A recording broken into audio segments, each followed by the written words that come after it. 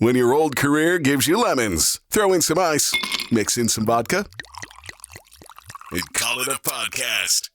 From the Mac of All Trades studio in Fairport, and driven by Victor Chrysler Dodge Jeep Ram, it's Billified, the Bill Moran Podcast.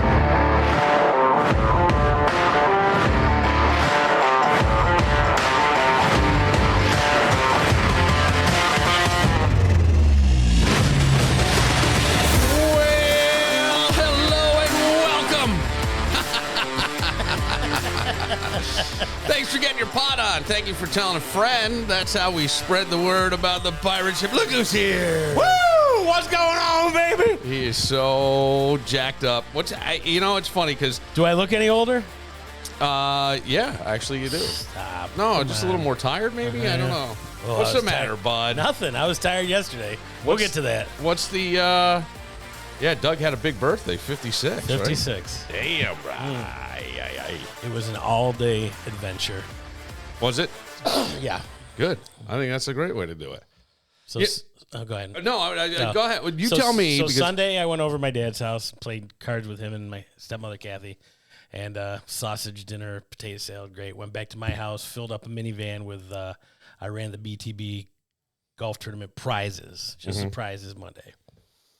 Monday, I'm up at 6 now. It's my birthday.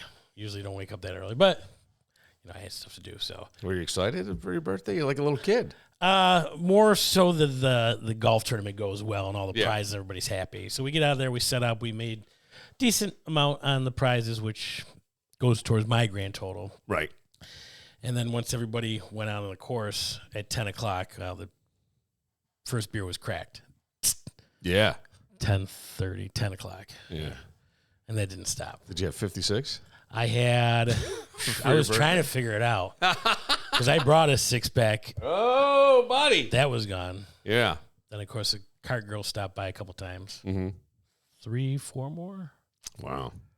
And then to BTB, more beers. Then the shots started flowing.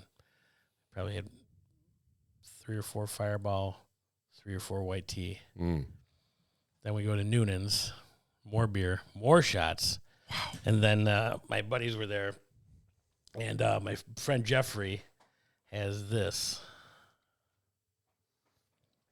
What is that? Oh, he's got a Corvette. Corvette convertible. Is that a new Corvette? What year? 3 years ago. Okay. Yeah. So they should have in there, depending on what package you got, you can record your driving performance.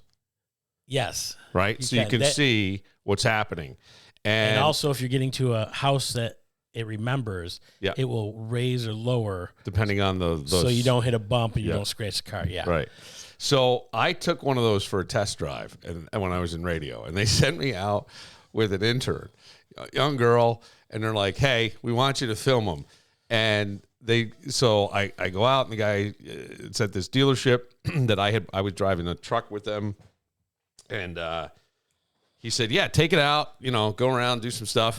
So it's like they had racing slicks on this thing. That's exactly it. He puts down, he goes, you're going to get the whole adventure with this. So we're going to give you a whole thing. So he lays the top down. Our other buddy, Brad, is in a Silverado. Yeah. He pulls out before us. Now, if you just step on the gas, it seems like you're going 200 miles an hour. Yeah. And Brad won't let us pass. He's in the middle lane. Not in the middle lane. There's 3 lanes. He's in the middle of the 2 lanes. 2 lanes. The wind's hitting me. I'm laughing so hard it's tough to catch my breath. And it sounds like we're every 100 feet he's flooring. Yeah. Right. And we're laughing our asses off. Right. And then we ended up at Ole's. Because those cars handle so well, Yeah. right? If you know how to. I would say I'm going to say if you know how to drive, which sounds really shitty. I hate when people say that. Right. But, if it's like the slow in, fast out, hug that turn, look for the shortest radius if you're racing and stuff. So I go out with this and I hit a side road with this girl and I come around and she's sitting in the seat and I punch it. And I know what's going to happen. The back end will kick out on you because it's rear wheel. And so it kicks out a little bit. And I she lets out a fucking scream. I went, oh my! I did not scream. It scared the shit out of me. It's like, oh my God, was I? Because side road, country roads, I'll call it a country road, and I grew up in a country area. You'll get some deep culvert ditches on the side of the road. Yeah. I mean, they're like a good 3-4 feet down. I saw that as I came around the turn, so I knew where I was, so I hit more of the center. And what will happen on any road, they're all sloped. So, like, probably the best in winter driving and stuff would be drive as close to the center as you can because it's all built for drainage. And it'll pool on the side so you get ice. So I just went up anyway. It was a nice summer day. And, man, that bag getting kicked. And I thought the girl, like, she asked me to stop, and she had to catch her breath.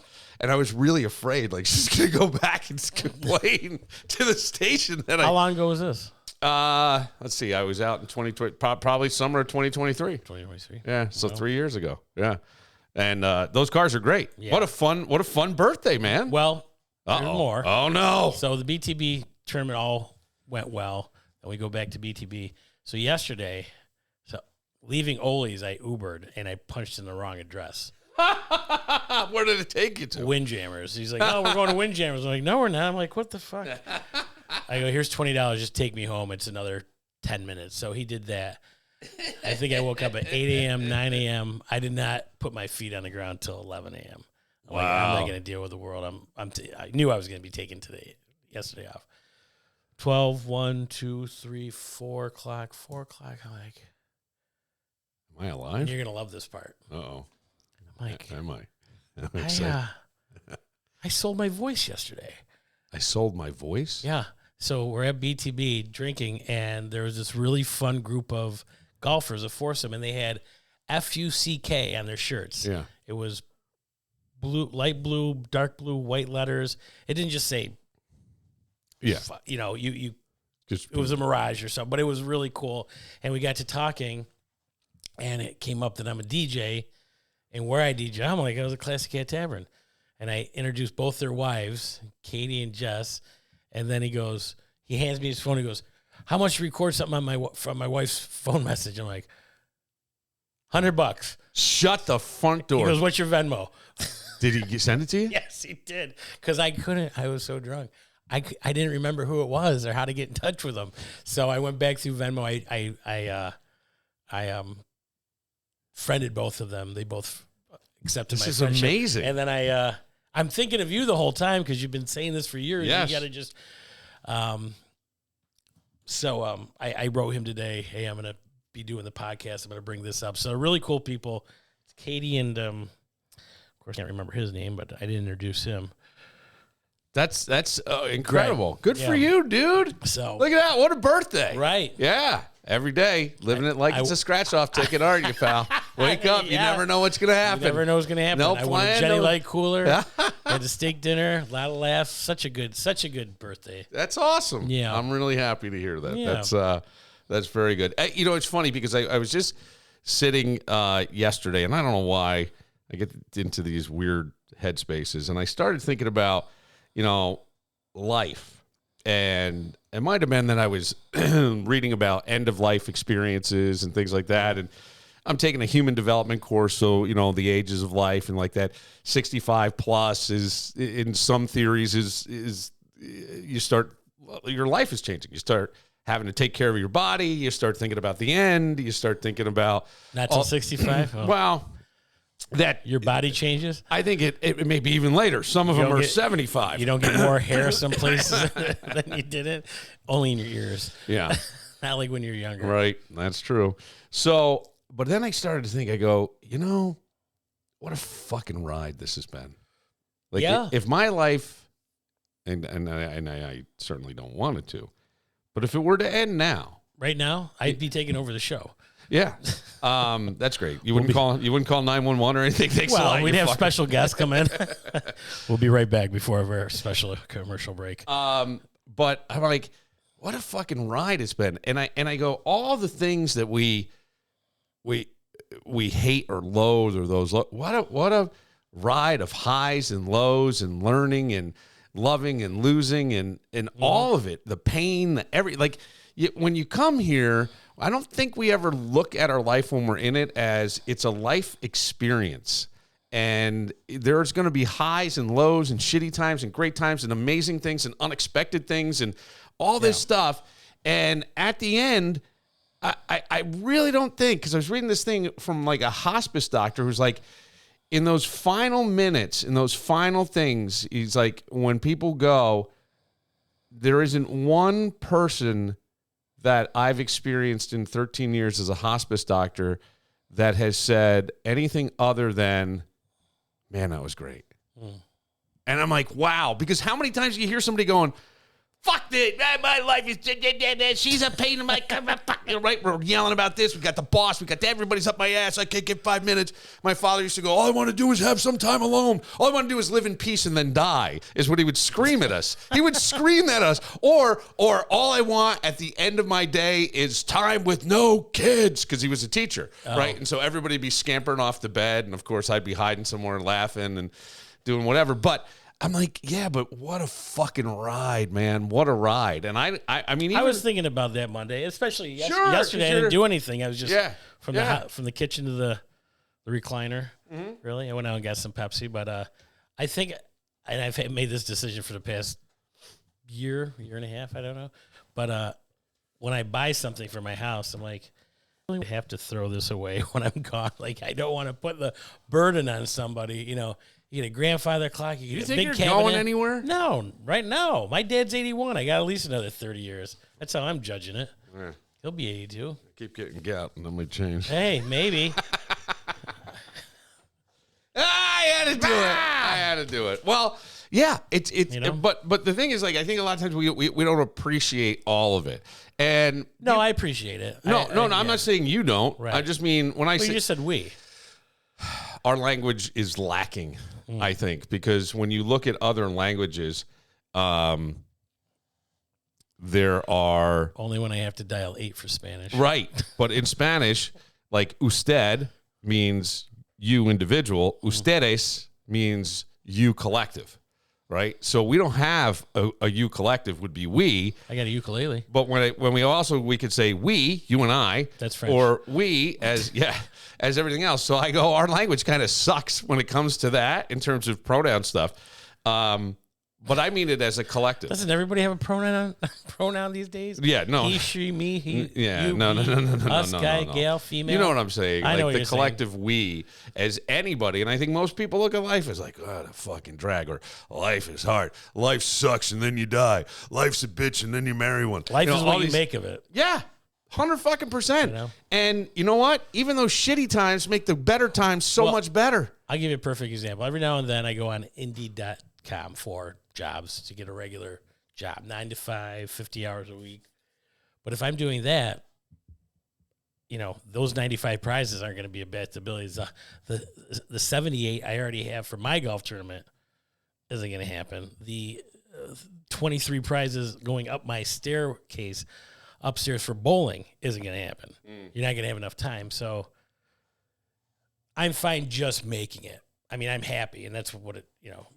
Would I like to go on a cruise, like to travel? Yes. Do I want to do it by myself? No. This November, I'm going to try to force myself to just go by myself on a cruise. Just to really? Yeah, just to do it. Why don't you look for a singles cruise or something? Yeah, people have told me that, and no, be careful. Hold on. People being in travel agents. I'm is it really that good? Like, And once you get that first, I'm like, okay, you've already explained it. That's all I had to know. Right. They said, It's going to be a sausage fest. It's going to be 9-1 guys to girls. So, you know, it's not going to be equal, even though they try to balance it that way.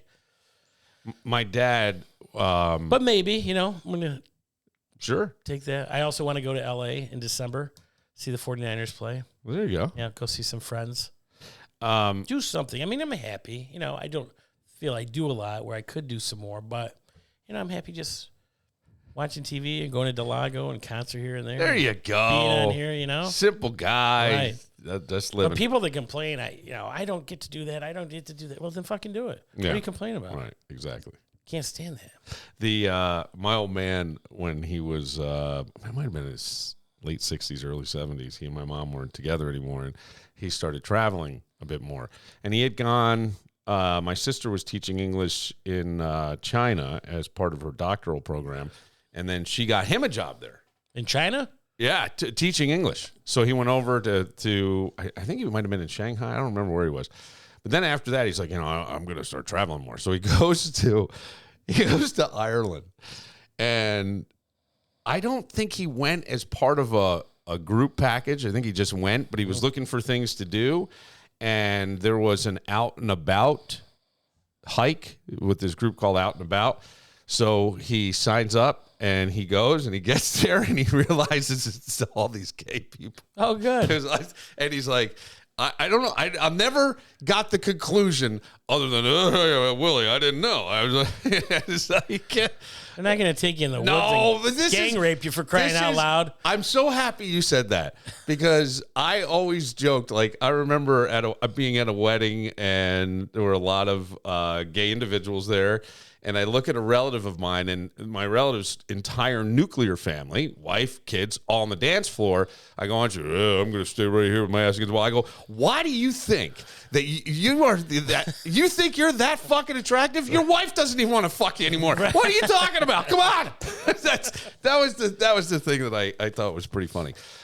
We announced this the other day, and I'm excited about it. On Friday, August 7th. Music? Yeah, we're going to do our big music game, and we're going to take it to the VFW at 300 Macedon Road. Now, here's the deal. People are going to win what's really like over a $400 prize. You will win GA Plus tickets to the Hoochie Festival, which will be the following weekend, the 14th through the 16th. Hoochie? Yeah. That's a great name. It is a great name. Tommy Burnett came up with that. Sounds like a grandma porn star. Hoochie on Pornhub. Oh, yeah, I got to watch her. So GA gets you like into this Lagerland and you get to beers and stuff. But the GA Plus tickets, you get to the World of Whiskey. So you get complimentary tastings with that. Side view of the lounge with a private bar. New stage view lounge with a private bar, Side stage views. Better restrooms, covered pavilion, food, local vendors, beer setting, tastings, all that stuff. So I'm excited about this, but anybody who wins a round, and we're only going to do 3 rounds of Theme That Tune, will get... How many songs per round? 8. So, yeah. So you have to get the title of the song, the artist, the title, and the year. And the year gives you 10 points, and you get 5 for the other 2. So show up by 7 o'clock. We'll sign you in. We'll get everybody. We'll do the game. But the winners get access to every day of Hoochie. These aren't just like one day. You can go Friday, Saturday, Sunday. You can do whatever you want once you have them. And it's My Morning Jacket, Modest Mouse, Guster, Joywave, which is a Rochester-based band. Lit, Toadies, Cracker, Tommy Burnett Band, and a whole bunch more. And it's just going to be a great, fun weekend right here. I mean, I can't even believe it, in Fairport, basically. But it's a whole outdoor amphitheater that they have, and it's in Macedon, which is right down the road. No, it's in Fairport. Macedon Road is the name of the road that the VFW's on, but the park itself is over on Turk Hill. But so the Fairport VFW. So that'll be Friday, August 7th. Oh, never mind. THAT. August 7th. Yeah, August 7th. So we'll be there. A couple of laughs, some questionable stuff going on, I'm sure, but we will. The whole thing is just the game. So show up. 7 o'clock, right? Well, that's when we're going to start the game. Yeah, that's when I'd like to start. So get there like at 5:30 for happy hour. Well, Bill will be signing 8x10. They have. Autographs. I'll be setting up. I'm sure I got something going on Friday that I haven't looked at my calendar yet. But the bar is great.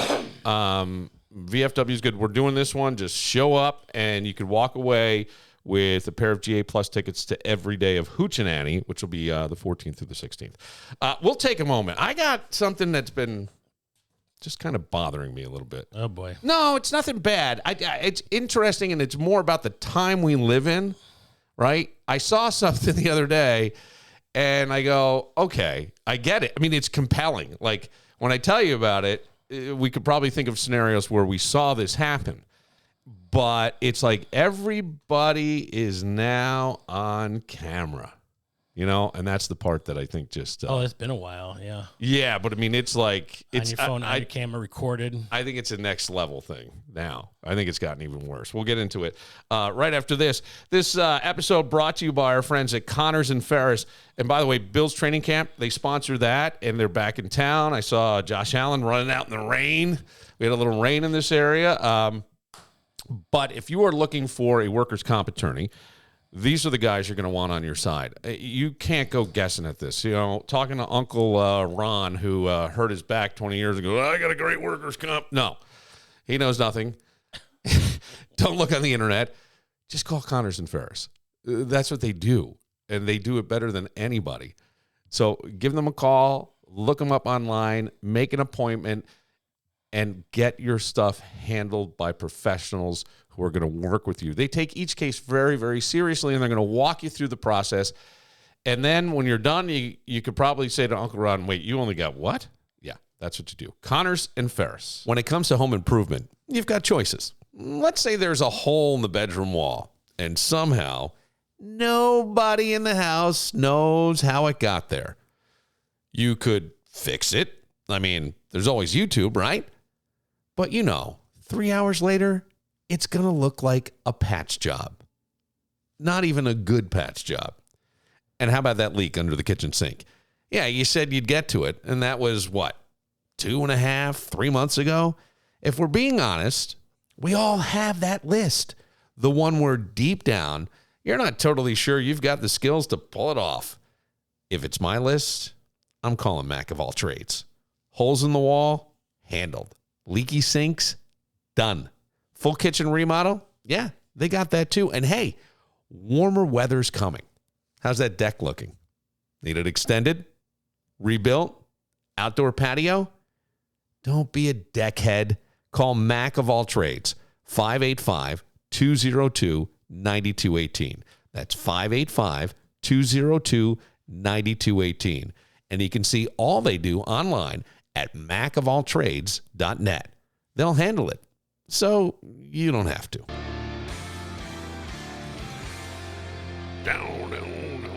It's Frankenstein? Yeah.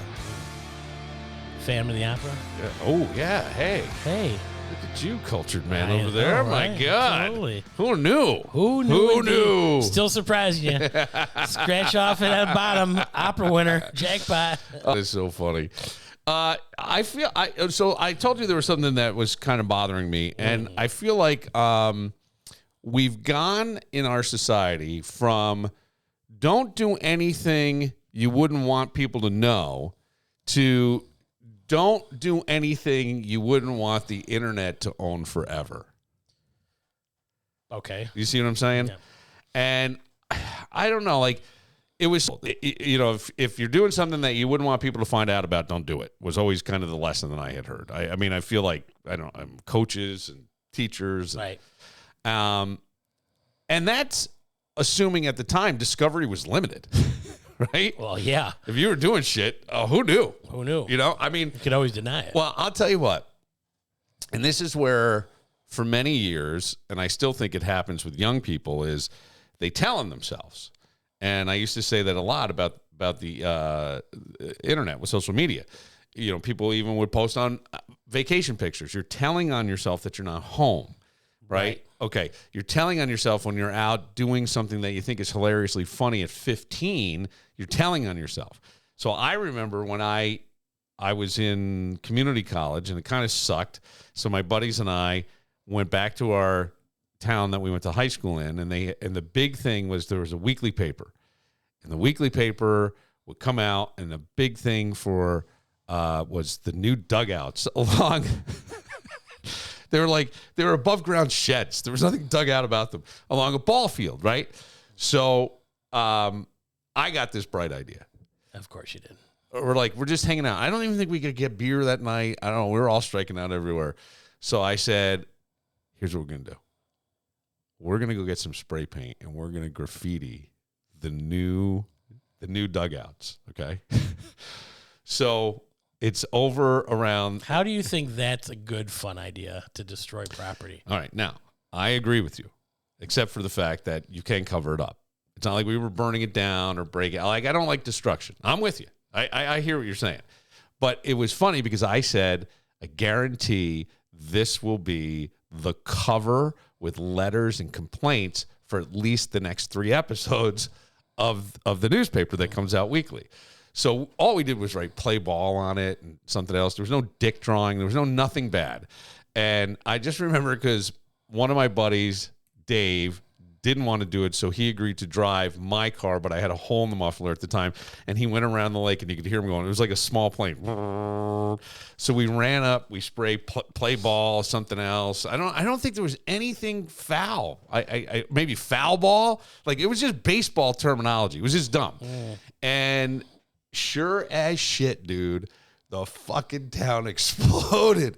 Letters, complaints, un-American, all this stuff. And it was so funny to me. It was just so funny. Yeah, to see people's reaction. Then there were kids in the Alternative Learning Center that we still knew some kids. And I think we would have been freshmen in college. So we knew some of these kids. And they're like, yeah, man, they made us go out and we had to paint over all this shit. If I find out who did it, and we're just, I can't imagine who did it. Did it ever break? Did any of your no caught? Nothing? No, nothing. Not a word. Not a word. Till this day. Yeah. Yeah. I've told this story before, Yeah. so I don't know if anybody's gone back, but who would even remember? It was like... Probably the people that built it. Well, it was like 40 years ago. They're probably dead. Probably, yes. Matter of fact, I know one of the guys who had to paint over it is dead. Oh. Yeah. So, I mean, that's the way. But Discovery is now like automated. Everybody's walking around with a 4K camera in their phone. Right. Just ready to bring it out and videotape what's You've going on. You've got it. And your mistake isn't found out by your neighbors. It's found out by an algorithm now. Now, look, I'm not saying that any of these people, I don't know. I know that I'm going to have a different feeling about it than majority of people on these 2 things that are happening today in the news, but I want to look at it at a broader perspective. There was a 45-year-old man, I believe a partner in a very big Manhattan law firm, married guy. He's in Central Park, and he's making out with a 29-year-old colleague. Now, it wasn't as though... Is a colleague a female or a male? Female. So, and it wasn't as though it was somebody following them or anything. It's this kid, Jay somebody, and I say kid, he's probably in his early 20s, walking around with his camera, and he starts yelling, hey, and they're making out. I mean, this guy's got a full-on, they're on a bench right out in Central Park, people are walking by, and he takes out his camera and goes, hey, get a room. There are kids around here, like, get a room. And there's always a piece of me that goes, no matter what age you are, when you're macking on somebody that bad, it's like, get a fucking room. You know what I mean? Like, at a certain point, like, seriously. I remember one of my kids as a teenager. remember somebody telling me a story last year, maybe year and a half, where he was macking on somebody, almost embarrassing. That's probably very true, but I think that, to tell me to get a room would have been okay. I mean, you know what I mean? Right. And so that's all it is. Well, you got to see, and I wanted to try to embed the video here, but you've got to see. Maybe I can play at least the audio of this, because I've heard get a room before. It's not get a room. No. That's not what it is. Oh. It's this guy is busted. And the look on his face, and that's the part that I wish people could see. Oh. Because he turns around and he tries to, he stands up and he, reaches for the camera. Okay? Mm-hmm. And when he does, the kid goes, you put your hands on me, and then I'm going to put my hands on you. Don't touch me. And so the guy's like, yep. And it's fucking, as soon as he's yelling at them, and this guy, don't touch me. Don't touch me. That's he doesn't think for a while. He just says it once. But he can videotape you, and that's okay. But don't touch me, because then you're crossing the line. Well, so here it is. Get a room. And he's like, whoa. Dude, He's putting his hand, get a room. And then the chick's like, oh, gosh. Right. So now he stands. No, there's kids around. No, sorry, there's kids around. Don't touch me. Don't touch me. If you touch me, I have to touch you. Come on, get a room. Y'all was making out and there's kids. No. And then you see, there are kids. And now the other one, put your phone down. And she's reaching for it. And then he's sitting there, and you can just see, they show a shot of him. He's sitting there, man spread, and it's like his whole world crashed. Now, here's the thing that I go, sure, there are people who are saying this guy's getting what he deserves, or even the woman, maybe, right? Maybe. But there's a part of, I mean, I get you see something unusual, you film it, you're not expecting the reaction that you got. And what was this kid doing? He was just uploading it to YouTube or on Facebook? He put it on TikTok. TikTok, okay. And it fucking exploded. Really? Oh, it's a huge article in the New York Post. It exploded. That's where journalism has come now, just random videos of catching people on stuff. And look, it's not because, and at the same time, I mean, I don't want to necessarily defend the kid, but the kid isn't evil. It's just what he does. He's instinctual. He has a huge following, and he does these New York City videos, right? And so now you see two strangers, grown adults, which is none of his business, well dressed, making out in public, and he's making money off of this, off of just going out randomly. Potentially, if people want to see it. That's the thing, if people want to see it. So as I watched it, I'm like, ooh. That guy should get his ass kicked. It's compelling. You think so? Little fucking punk, yeah. Keep your fucking camera off me. You don't know me. Well, I mean, look, public place versus public property, right? Legally, you're in public. So there's not a lot. I mean, if you're doing it in public. He doesn't know anything that's going on. They could have just got engaged in the heat of passion. He knows nothing. This is true. Right. So, but morally, I mean, does that automatically mean you become content? You know, there's kids around. There's a reason they're kids, because mommy and daddy were passionately kissing too. Yes. So. Well, but that was my thing is I go, okay, I get it. He's not trying to help anybody. He's trying to help himself. And he's looking for a rise off of this. Everybody is. Yeah. I wouldn't say everybody is. I wouldn't film somebody and go, oh, look, hey, get a room. I'm going to put this on the Moran show. No, I wouldn't either, but we didn't grow up in a time where this was what our buddies were doing. You know what I mean? Like, I can only imagine if cameras were around. Well, they want me to start recording all my trips on Lyft and Uber, and I'm like, no. Yeah. You're not getting in my car. Yeah. I mean, I don't know. Are you just recording when I pick somebody up, or if I'm talking to myself, singing on the phone with somebody else? Right. I'm like, no. Yeah. I mean, I'm not getting caught in anything. Okay. That's a fair thing because you start to like let your guard down, but you're always being recorded.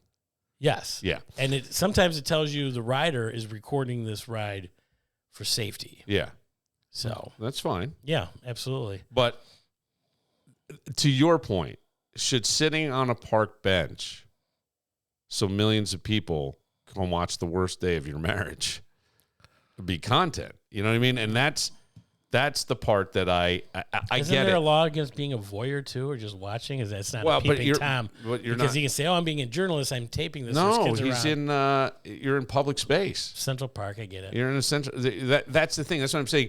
You're in public, but morally, does it mean you become content? I don't know if that's exactly. I don't know how we equate that. You understand what I'm saying? Just because I'm out in public doesn't mean that I look. Well, search engine. You type in Google public sex. You're going to get some videos. Oh, there was a woman who had sex in Batavia years ago. I fucking loved talking to her. Her last name was Corona. She was the greatest. She was a fucking hot mess. But yes, I mean, you're right. And there were little kids playing around. These kids look like they were probably between 10 and 15. Right. But they're standing there watching this. Yeah. And it would be like if I saw two teenagers making out, you go, okay. It's when I see a guy that I go, you're well-dressed in a suit that I know, just looking at it, probably cost $1,500. And you're making out on a park bench. And by the way, just if you look at the video, just look at the fucking socks. You're happy this guy got caught. No, I'm not. Yes, you are. I am not. But I'm just going, that is odd. I wouldn't expect to see a guy in a $1,500 suit with these fancy socks and well-dressed to be like, fucking all over somebody. I wouldn't. To your point, I don't know what's happening. Right? So that's where I go, are we losing compassion? There was a time without a doubt, when people could make a mistake and only a handful of people knew about it. Now your lowest moment becomes everybody's lunch break. And I go, is that justice? Or in some way, is it disguised as entertainment, disguised as morality? Mm-hmm. And I don't know. And forget about celebrities, but normal people are becoming unwilling reality TV stars. That's the part that's He fucked looks up. like he's the mayor in Jaws. Yes. Did you see it? You found it? Yes, I you did. found it. That's the dude. I know. But look at the suit. I know. It's light blue. Yeah. I was just watching Jaws the other day. That looks like the coat. But then look at and when she's smiling. look at the socks. Ooh. Yeah, I know. I thought the same thing. I would definitely fucking. I wouldn't want to be in public with her. Oh, gosh come damn! on. Somebody might see that. Well, maybe just. You make out a little bit, like, and then hey, let's go get a room. Let's go back to my place. I mean, you make it out for half an hour. Well, but they're on like a lunch break out of their office. They're taking a walk in Central Park. You think you're safe. It's like, dude, keep it in your fucking pants. If you're Never having an safe. affair, I mean, I think after that, he's been put on leave from his law firm. Wonderful. Yeah. There they are getting it on. But I mean, look, that's the thing is like, think about this. Normal people, is it? I mean, he's walking right up to him with his camera. Well, like did you see how the guy's like, I'm just saying, go back to the beginning. This dude's practically mounting her on the bench. And I'm only saying that when he turns around and you see it's a 40, I get the punk ass move. But I don't like it. I mean, New York City. I don't like it. You expect the unexpected. It's a wild town. I mean, but anywhere now, airports, restaurants, I would have kicked this gyms. guy's ass. I mean, he's just standing there videotaping. Don't touch me. Don't touch me. Right. Well, he's just saying he can't touch me. Look, the problem is it is in public. Look, Alec Baldwin, public. Yeah. Right? They're following him on the street. And he turns around and threatens to fucking kick the guy's ass. I did see that. And it goes everywhere. And everybody's like, what a hothead, what a dickhead, what a fucking asshole. And see, I don't agree with that. And my thing is, I don't like his political views or he puts down the president, but the other guy is being the instigator. well, this is what I'm saying. And I go, I get it. I totally get that. Especially if you've got your kids and your family, and they're not public property. and we could say that he may be, right? I need an audience to make the money I make, Alec Baldwin, but my kids. Well, that's not the audience he needs. No. The other guy's making the money on the audience. But everything now. Is that the one where he comes up to him and starts talking to him like Trump? Oh no! Oh no! There's a bunch. Yeah. Oh, Alec is he is I don't care for him. But there was like something happened where he was parking and some guy, I don't know if he was on a bicycle and the guy caught. I don't know, something. They're chasing him with paparazzi shit. It's always, and I go, you're a passionate guy, you're a smart guy. You got a lot going on. The paparazzi is good at all. I mean, you got to have a little privacy or just even a walk to get out. Well, anybody's TMZ coffee. Today. You're absolutely right. Anybody's TMZ. A bar in Fairport ended up on TMZ a couple years, about a year ago. How about this? I've been watching. This is another one. What? I got a great one for you. Tell me it's Tony Romo.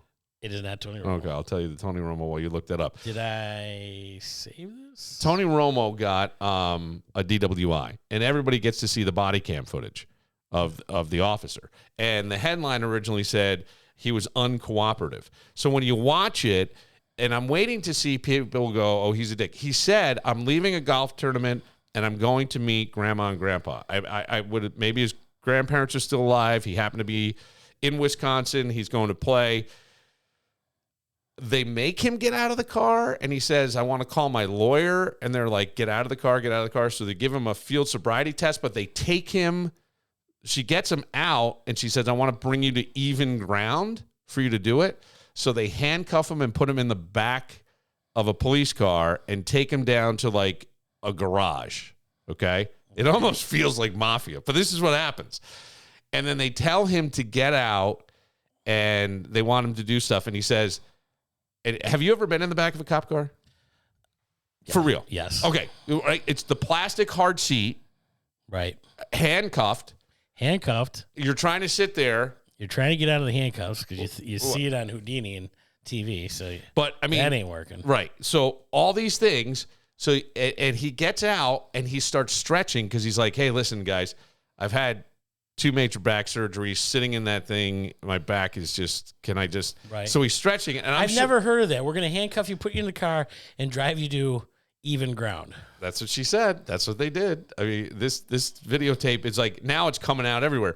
And I go, I feel bad for him. He didn't do anything. Like, other than, okay, you I pull. mean, give him the test there. You don't want to do the test? Let's do some blood work. I mean, if he's driving that sporadically. He wasn't. I think he crossed a white line. And that's all it takes. And so, right. And so he was cooperative, gave the license, gave a phone number where he could be reached, gave everything they were asking.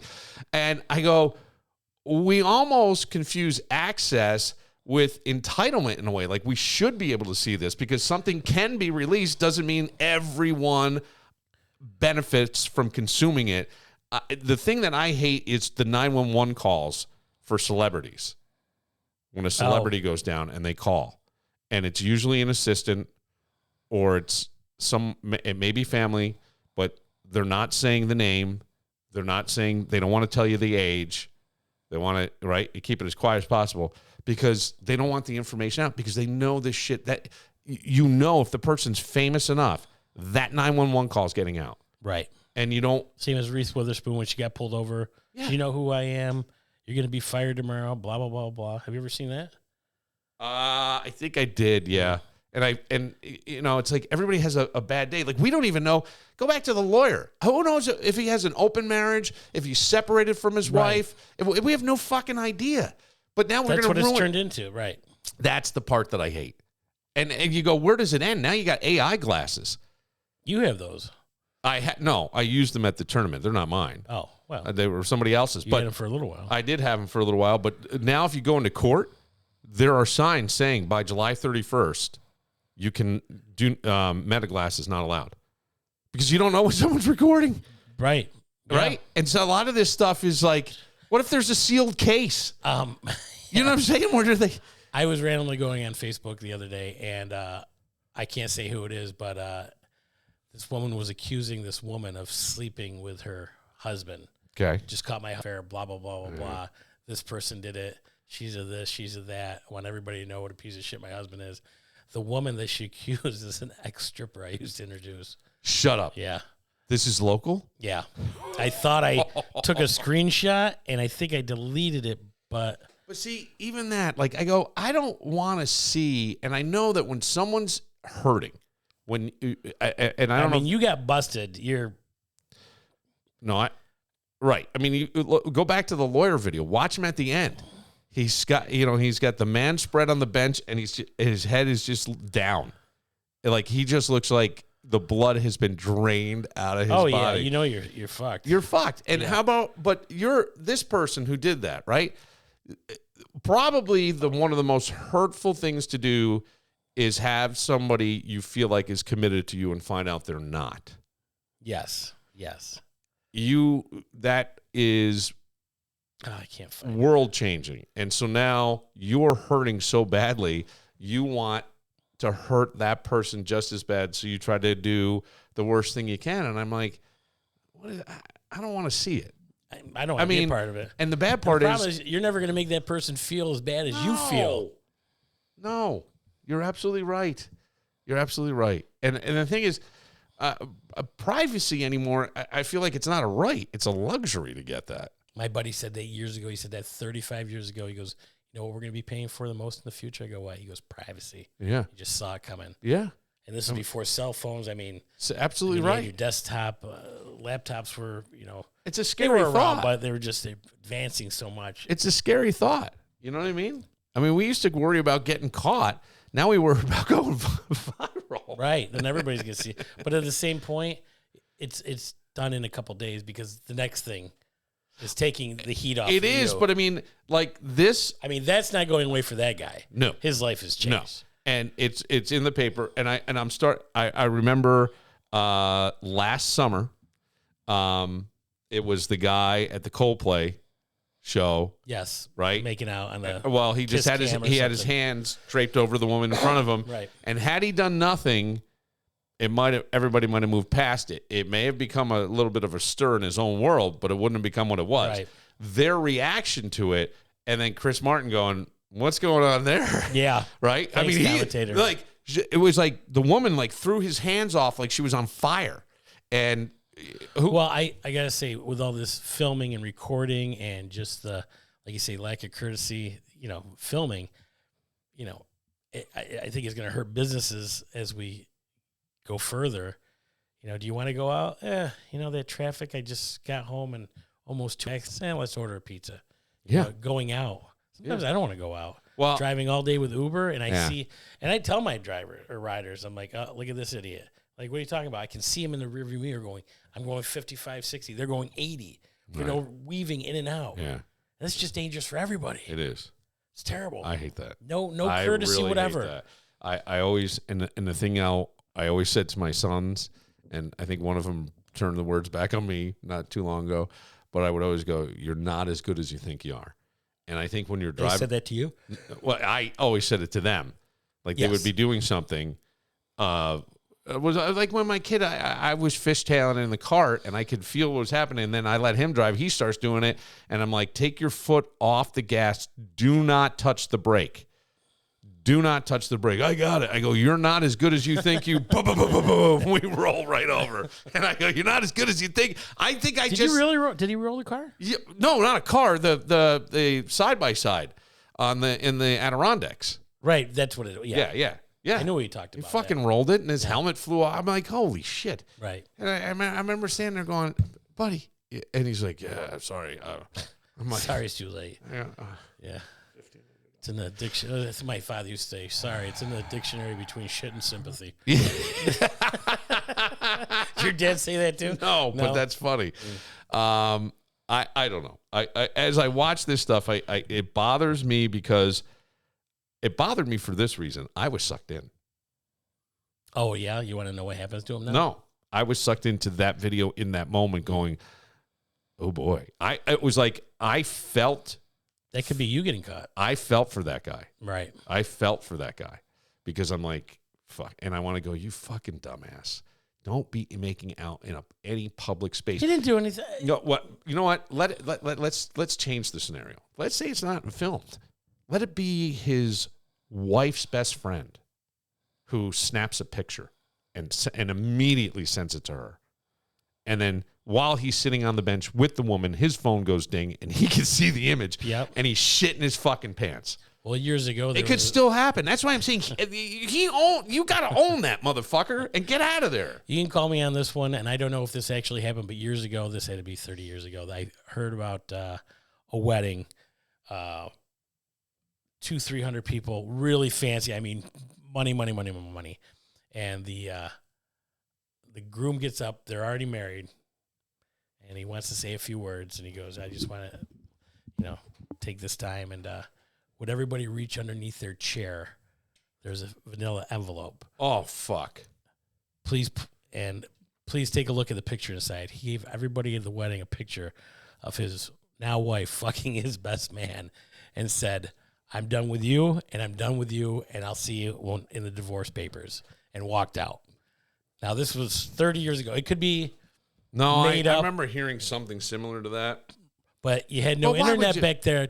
You really got to have some balls to do that. Why would you do that, though? I mean, if your heart was broken that much and you really wanted to stick it to her. I know. Again, are you going to make her feel as bad as you? I mean, your love of your life cheating on you with your best friend. Let me put it this way, differently. I am looking at it through the lens of a guy who's been on the planet for over a half century, right? And I've lived, and I have a lot of lived experience. I've had failed relationships, failed marriage. I've seen things. And I get being hurt, but I think that emotional regulation is your best thing. And I feel like that is such a childish thing to do. But if I'm 25... They might not be taking all the grad classes that you're taking. No. And I wonder if I would have thought this way had I taken the grad classes right after school. Mm-hmm. But I'm just saying, like, life experience. But at 25, I might have thought that was a great idea. You know what I mean? Knowing you. I mean, if my buddy said to me... You wrote play ball after new dugouts. Only because we were bored that night. I was just looking to do something that was going to turn the town on its head. Good thing you weren't bored and invited to the wedding. No, but could you, like, if that was your, obviously his best man was his best friend, but let's say you're like a close second. Maybe you're his brother, and he goes, I got to tell you what I'm going to do. And I may say, I'll pick up the photos. I'll help put them in the envelopes. Yes. I'll go early and put them under the chair. Do you know what I mean? Yes. Instead of saying, you may want to think about this because, I get that you're really, really hurt, but how about just call the wedding off? Maybe have a conversation, maybe show her the photo and go, I have proof and I'm really crushed and I can't believe this happened and I can't do this. But to do that, like, oh God. And yet, if I'm at that wedding, motherfucker. Would you sign this, Joanne? Holy shit. I am like, I am looking for. You would be loving it. Loving it? Right. I'm looking for the mom of the bride. I'm looking for the father of the bride. Open bar. I want to see grandma of the bride. Me too. I want to see everybody. That's fucking terrible, but that's where I would be. That's where I would be today. Today, I want to, because I find it I'm so curious, And yet people are still getting married. Of course. But let's reverse it. I have children that are approaching the age I was when I got married, and one of them is already the age my father was when he got married. So let's say this is at my kid's wedding, and the person he's going to marry pulls that move, right, in some way. Yeah. Well, and I may just go, well. I mean, if I think I would be more like, because what do you do? Nothing. I go, well, I'd walk over to the, I would walk over probably to the family of, let's say it was the bride and he cheated, right? And that happened. I would walk over to her family and say, I'm terribly sorry. I'll split the whole cost of the party with you. We got everybody here. Let's have like a family reunion, and we'll probably stay on each side. Or probably, I do remember one time at the Classy Cat that the stripper, and I really didn't like her. I can't remember her name. Princess something. But this guy was helping her out. She was going through a hard time. They both came in for a couple drinks. She said something or disrespected him. He went out to his car and what do you get? She had luggage in the back in his trunk. He threw it out in the parking lot, gave her the finger, and took off. Okay. So I don't know what. Yeah. That's better than. Well, it's on some level, yeah. Yeah. A key in her car, though. Well, I don't know, because now I got to pick up all this luggage. If I had a key in my car, I could still take it home. No. Keyed. Yes. I know. It scratched your car. Yeah. Oh, that's true, too. I guess you could take her home. But she was going to get a ride. Yeah, she'll get a ride from somebody. I can't remember. She was kind of funny. I don't know. Here's the final question that I just hope people kind of just think about this a little bit. If you watch someone make the worst mistake of their life and you knew posting it would get you 1 million views, would you hit post? No. I mean, or would you delete it? Well, I mean, he's making his life off of this because that's how TikTok works. You have to have so many followers or views, and then TikTok starts paying you. Yeah, he may have. So that's why all these young kids are just making these videos thinking they're going to be the next millionaire. And there are millionaires out there, these young kids. Yeah. I mean, they're on, obviously their phone 24/7. Right. Yep. It's a new cottage industry. There's a part of me that goes, I'm not sure. I wonder if sometime we'll kind of go back because the security history repeats itself. We'll have a massive electronic push, or the grid will fail. You're starting to see, no electricity. Well, that's true too. But there's a lot of people who are like taking breaks from social media or not I was going thinking on, about that. and even young people that are like enough. Yeah. But I don't think enough of them. Right. And I would just say to people, man, that security camera, it's no longer attached to the building. It's in everybody's fucking pocket. Yeah. And you got to live your life like you're being watched. Yep. And what you say. Yeah. And yeah, that's true too. I say a lot of things. So I don't know. All right, we'll take a moment. Before we go. Yeah. I was looking for that thing where the girl cheated. But I saved this. This was June 12th. I meant to bring it up. This was 16 years ago. It says, hi, Doug. On Monday night, I watched your film with my father. At 79, he was still strong interest in any form of entertainment relating to strip clubs. Mm-hmm. He liked it a lot. I was impressed, too. Full review to follow at a later date. On Wednesday night, my dad passed away peacefully in his sleep. And I'm not telling you this to bum you out, but to let you know that your movie will always have a special place in my heart. It was one of the last pleasant things I shared with my father. and he was from a grammar school. Wow. So, and that's got to feel good. It was. Yeah. I've always kept that. But I had years ago, I mean, I think I was 10, 11. I had traded an arcade game from him for my Millennium Falcon. And with Facebook, we reconnected. I said, hey, do you happen to have my Millennium Falcon? Can I have it back? And I'll trade you my movie. And we got together for a drink. But that just popped up, and I always liked that. That was very nice of him. That's very nice. Yeah. All right, we'll take a moment. This episode brought to you by our friends at Connors and Ferris. If you have a workers' comp case, a Social Security disability case, they are the people you want on your side. They will guide you through every step. Connors and Ferris. Look them up at connorsandferris.com. You ever notice how people drive around with a garage full of junk while complaining they're broke? If you don't have any friends that do that, it might be you. How about that rusty grill? Maybe you got a pile of copper wire or a random chunk of metal that's been sitting behind the shed since the Clinton administration. Yeah, all of that is money. And that's where Premier Metal Recycling comes in. These guys know value, like real value, not internet math, actual cash value. Whether it's scrap steel, copper, brass, aluminum, Premier Metal will tell you what it's worth and put money in your hand. Honestly, it's one of the few places left where cleaning out your garage can actually pay off. They have 2 convenient locations, 909 West Linden Avenue in East Rochester and 11 Carn Street in downtown Rochester. You can also check daily pricing and exactly what materials they're buying at premiermetalgroup.com. Or, if you're feeling friendly, give them a call directly at 585-436-4020. Premier Metal Recycling, because your junk pile might actually be your emergency fund. I don't know what happened. Like, I must have clicked something on the software to like 3.5 years you haven't got this figured out. It kills me. And that pisses me off so much when you say that, because I go, you have no fucking idea how to do any of it, and it infuriates me. But after 3.5 years, no. Here's the thing: the software just updated, and I have what's called the Adobe Suite, which, by the way, I'm supposed to find out if somebody wants to use it. Can I share it with them? And I'm not sure that I can. But anyway, there's all this stuff. So it just updated today. I get it. It's very frustrating. And technology. Where the fuck did they put the, like, it's working fine. Now I can't find where to record. So I'm like, fuck. It's.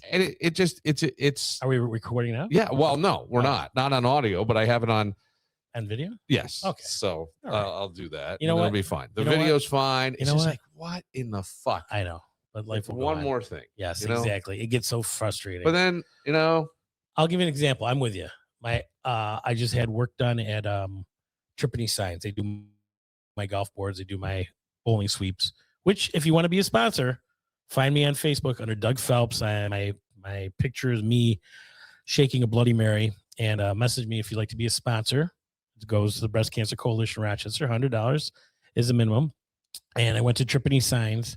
And before that, he says, and this is what I have the same complaint you do about being frustrated.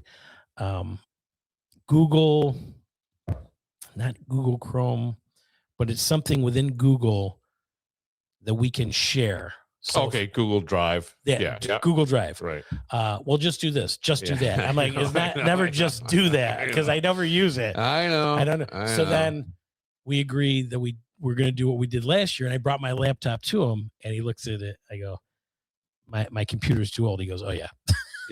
Yeah. So, which means, right. Now you got to get a new computer. I'm too old. Oh, what? This is funny because you outdated, because you don't update your body. No, you just you just had a birthday. I did 56. So let me ask you then, what is the first purchase that you can remember where you went, I'm officially old? Can you think of that? Was there anything? God. I was trying to think of that myself. Off the top of my head, and just having a gout, I remember going to Dick's having a knee pad for support. Okay. And like, I do not want to do this. Right. And I'm wearing this thing, but your body will heal. You know, so it takes time, but you got to make money, and you don't have sick days as a bartender, really. Or if you lose a shift, you're losing $200-300. and that's tough to bounce back from. And it's another, down the line. But no, I still have that knee pad. So that I feel that I'm old. Yeah, that might be it. I don't have health insurance. I mean, I don't have like a will, or I think going to get a will done. There's a couple things Do you want to go get a will done? No. I've told friends. So I told my best friend, I go, if anything happens to me, make sure you get your hands on my fucking laptop. Oh God. Just because all the pictures. No, it's not a lot like that, but I'm just nothing like that. Can't you put them in hidden and no one can get in there? That's on your cell phone. My computer's so old. I'm just in folders. Yes, that's so old. That'll probably be the next thing. Doug died, and I found a picture of my mom. You and everybody else's. As we're talking about that, I always think of I think of you when I go, life is a scratch off ticket. Yeah. I love that. I really do. I think it's like your last of a dying breed, right? There's all this pressure nowadays and all this stuff to, what are you going to do? What are you going to be? And they do, you almost feel like it when you're a kid a lot. And I go, how the fuck are you going to know what you want to do? I think 16, 17. I think I still have that feeling of when I changed schools from the city to the Greece, just trying to make friends, being accepted. Right. I think that was so hard that it still drains on me some way. Really? Yeah.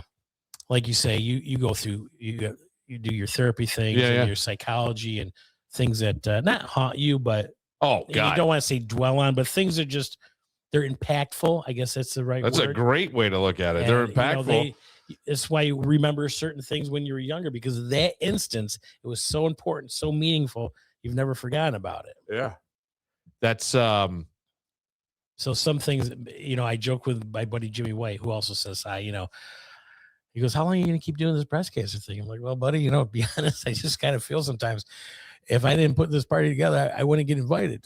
I just, to have a great time. Yeah. And it's just grown to be such a great time. And it is. It's a lot of fun. Yeah. The BTB was fun. I got to meet new people. And I wouldn't have met those people at the bar. Right. That had me record their voice. And now they want me to DJ their 10th anniversary next year. This is great. Yeah. Yeah. I mean, you just never know the path. I just put up, I can't find the record panel. This is where I feel old. Right. God damn. I saw the thing. It's frustrating. You shouldn't feel old. I mean, but Why? You're not a tech whiz. You never would. Who cares? You're right. It's been 3 years. Obviously I should fucking know. Right. Well, if it updated.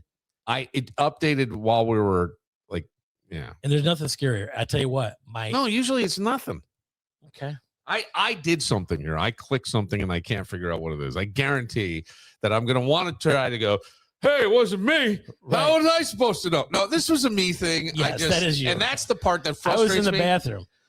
Oh, not like you did anything. And actually, it's a fair question. Hey, you've been doing it for 3 years. Can't figure it the fuck out. You think I wouldn't say that? It's not the first time I've heard it. 3.5 years. I mean, the camera stuff would drive me crazy. Every other week. It's well, I got. Where the fuck did it go? What did I do? Hold on a second. Did I record this? Here's a good. I'm just sitting here on my phone. I should be recording that. I mean, you're not making out with somebody, but you're looking at your laptop like, what the fuck am I doing? I should have. That's so funny. I should have. I gotta get out of here too because I'm gonna 3:30 whatever. 3:30. Where is it? I have something before that though. Oh. Let me ask you this thing because Dan and I talked, and I think there's a. I'm seeing a lot of stuff with how do I say this? This is completely off the top, not the top of my head, but it's a real thought that I've been trying to formulate into a language that would be the most understandable. Because I saw a comic the other day, and he's played in Rochester, and I saw a clip of him at the Comedy Cellar. He's 47, and he says, "Let me tell you something. I get it. I have privilege." He goes, "I'm a white guy. I'm 47. I'm fairly good looking, and I'm tall. I'm 6'3". He goes, "Let me tell you something. Life was pretty easy." And I go, "Yeah. I mean, I'm 6'1", white, right?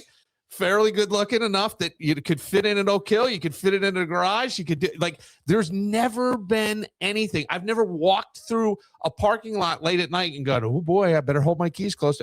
Nothing. I have fucking dug nothing, to the point where there was a discussion about domestic violence, and somebody said something, and I go, I remember once I tried to get involved. I go, and as I pull this guy off this chick in a parking lot, she starts fucking beating me. Get your hands up. Yeah. Oh, yeah. True story. And I'm like, I think I remember that story. No, I don't know that I've told a lot, but it was because it was a friend of mine that I'll say this, an acquaintance of mine, and we had sparred together and we had done other things. Yeah. So I'm like, you can't fucking do this. Like, you let it come out that you're a fucking and you didn't videotape him. No, I didn't. But that's the thing, is now everybody videotapes. Yeah. I mean, I think I watched the other day some woman on a dock throwing some other woman's luggage into the water, and they're wrestling around, and then a bunch of people jump on her. And millions of videos. Right. And some guys were like trying to break it up, but you know what? I will say this. I'm not sure I'd break up a female fight, because I'm not saying. Absolutely not. You don't know who they're with, boyfriend, husband, whatever. No, you don't know what's on them, right? Where they're but grabbing. What I'm saying, if I accidentally squeeze a part of your body as I'm pulling you off, not realizing what part of your body I'm squeezing, I don't need that. I love to see the women fight where their boobs fall out and they're flopping and they're holding their wig and their weave and they're taking their shirt off and everybody's rooting them on, and it's just ridiculous. I hate that. You hate that? Yeah. I don't like watching that stuff. I think it should be I hate in the city. Have a little arena instead of doing it on the street. You have a problem with her. You have a problem with her. Then film it. Sell it for $0.25 a piece. I wish. Download this fight video. I wish. We're the innocent people around you. I wish, because that's the scary part. Like at Lilac Festival, you hear about old people getting knocked down. Yeah. You know, that's not fair. But I wish people would have better conflict resolution stuff. I wish it didn't come to that. I wish it didn't come to a culture of my first thought. I told you, I've had riders in Uber talking about a fight they're getting into and where they're going to do it. Yeah. And why. And I'm just like, why? Yeah. No, that I hear you, but it bugs me. And you can't turn around and say, you know what? You're the problem with society right here. You're looking to fight. You're planning to fight. And then you're going to go to Lilac Festival with strangers. Yep. So you can have an audience. Yep. That's wrong. No. Doesn't it tell you it's wrong? No, it's not wrong. What's wrong with you? Right. Yes. I mean, that you're absolutely right. It's fucked up. And what I was starting to say, that I was saying I was having a hard time formulating, is I think that there is a bigger problem in society that I'm interested to see how it sort of plays out. And that is how boys are being raised. And here's where I'm going with this. I think that there is distinctly differences I mean, I'm not going to say everybody's the same, but I can only go by my lived experience, and I raised 3 boys, right? I mean, I don't know little girls that put a little sister in a laundry basket, put a helmet on their head, and shove them down the stairs. And then the other one's going to time it, right? You know what I mean? Like, I don't remember that. Okay, go ahead. So I'm just saying, like, you've got that thing, and I think that little boys are often told you got to control it, and right in terms of your behavior and how you're doing, and settle stand in down, line, and relax. stop fidgeting, and stop this, and we just know they need to move. They got to get out and fucking run. They're boys. However, at the same time, what all that's doing is to a kid a lot of times is, I'm always in trouble, even though it's probably not, you know what I'm saying? Right, but it's perceived as that. And so now I can't say anything, right? And that's been going on for years. And if I speak up, I'm going to, so now you got all this fucking pressure right down here. And then all these expectations in society, with some people telling you, suck it up and move on, and other people telling you need to be a little more vulnerable. And where's the fucking middle ground? And everybody's variety. Well, this is why I'm saying I really, really want to work with young men, because I think that there's ways. I mean, I heard a guy once say to me, he goes, I grew up in chaos. I like chaos. If things are calm and good, it doesn't feel good to me. Well, there's something wrong with that. You should feel fucking good. If that's all you know. Yes, but why? Do you understand what I'm saying? But why? It's monkey see, monkey do. 100%. That's but we 1,000-year-old saying. Have to live that way. And we are plastic enough that we can stretch and change these things. At what point? Not until you move out and change them yourself. Well, otherwise, you're in that house. No. 21. Yes. Right. But I'm just saying, like, all that shit, and it's amazing. You talked about the experience of going from one school to the other and this struggle to make friends. I have a friend. He's got a son. He's 16. His other friend their parents want to take him to Rob Zombie. Okay. And my buddy goes, "Hey, you DJ?" I go, "Yeah, Rob Zombie." For who? My 16-year-old. I'm like, "Are you going?" No. I'm like, "No, absolutely not." Yeah. Are his parents going? And is it Darien Lake? I'm like, "That's a drunk fest. It's a Buffalo Bills game." And I'm like, "Do you know the parents?" And like, "Oh, yeah." Okay, what's the pause for? Well, are they going to be drinking? I'm like, they better not be. I'm like, if they're in charge of your kid and they're drinking and driving, that's a fucking felony. And if you can't trust them, I wouldn't trust Darien Lake. Marilyn Manson's open. I'm like, no. I'm like, I get it.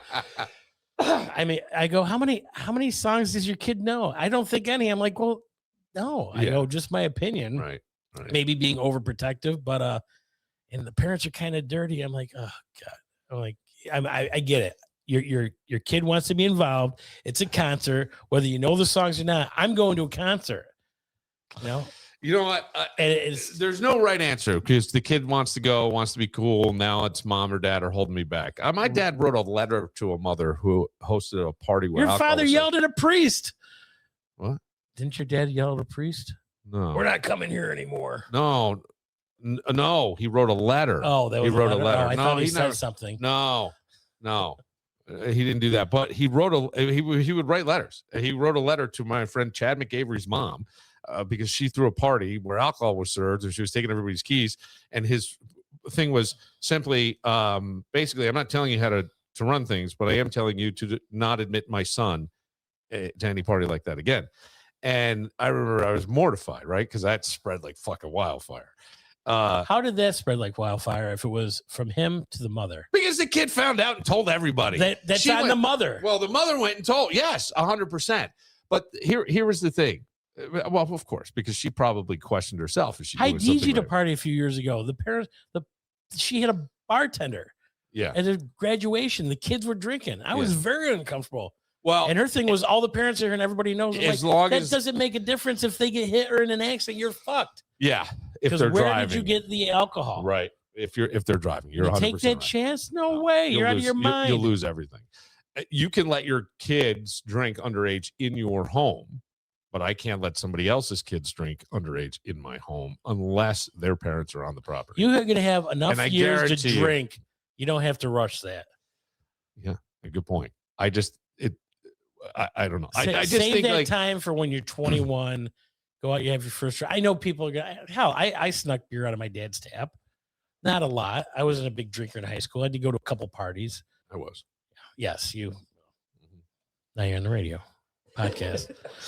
But when I look back, when you look at things, that's where I go, if you helped guys learn that you're not neutered by being a little more vulnerable, could you make a better relationship? Could you actually cut down on maybe potentially domestic violence? Could you do certain things to make life better? I don't think everybody's a criminal. I don't. I think that people get second chances. I think that the way we're conditioned and the way society is, right? I mean, when you have a 24-year-old kid sitting across from you who goes, well, society just basically says, suck it up, fucking move on. And not anymore. Yeah. Well, that's what a 24-year-old kid just said to me. So I don't, I don't know. I think you get way too many chances now, and you blame it on society. And I'm traumatized. Well, I have anxiety. I have this OCD. Yeah. ADD, KFC, everything you can blame it on. I don't hear that. Oh, I'm sorry. You are correct. And as I listen to you say that, I don't know of any guys that have said that. Now, I will say, I'm 55. So there's an age gap there. But I have 3 boys who are in their early 20s and one still a teenager, and they don't really, I've never heard that. Now, doesn't mean that it doesn't happen with that, but and you're right, I hear it. It is not people that, I'll phrase it this way, that I identify as male that I hear it from. That's all I'll say. Now, that's my lived experience. Doesn't mean anything. I'm just saying, I think that there's like all this shit that's gone on in the last 20 years that has turned society on its head. And it's almost like the art of being a man is lost or has become an art. Let's put it that way. You've got to learn to walk a line, what to say and not to, control your emotions, emotional regulation.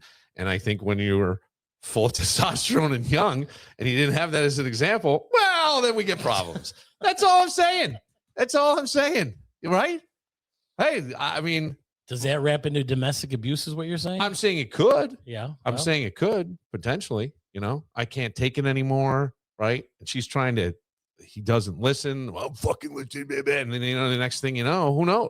And by the way, I'm not even saying domestic violence is putting hands on each other, although that's usually what we think of. But I mean, fucking having a knockdown, drag out, screaming argument in front of Verbal your children abuse is like, it's kind of fucked up. And I saw a lot of that. And I did a lot of that. So I'm no angel, but I lived through it. And I can look back and go, could have done that different.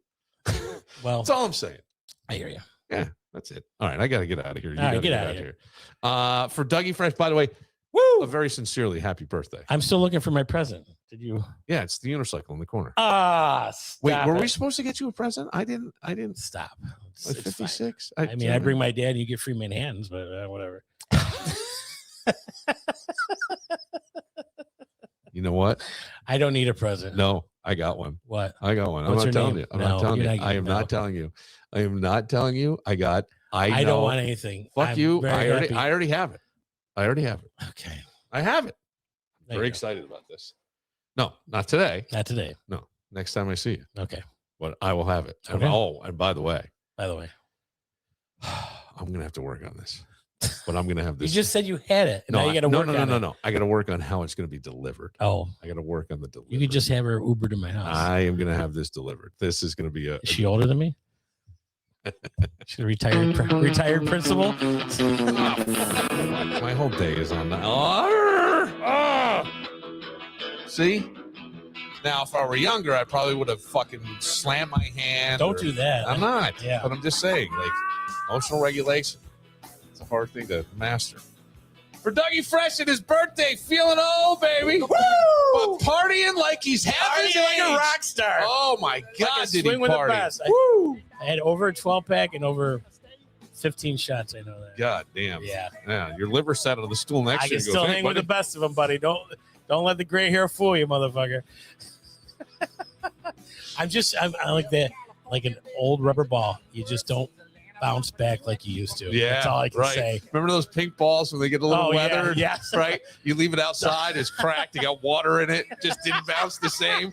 That's what Doug is now. He's the pink ball that you bought at the 5 and dime that you left in the rain. You got to leave it in the sun to dry. I'm Bill Moran. That's what you had to do to your liver the next day. Oh. Yeah, somebody looks outside and goes, who's the black guy laying in the sun?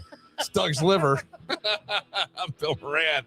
We'll see you next time. We was up to they would not let us in, and now we landed in Memphis like original sin. Elvis Presley Boulevard.